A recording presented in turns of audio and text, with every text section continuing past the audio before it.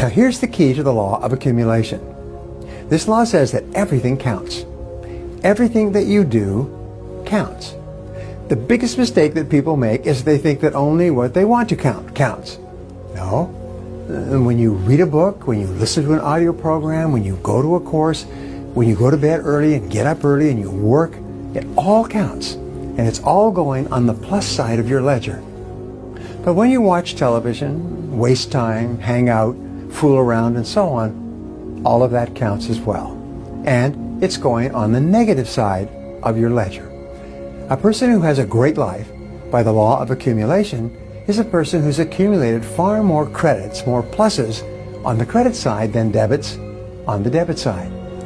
And here's an important point. If what you are doing is not moving you towards your goals, then it's probably moving you away from your goals.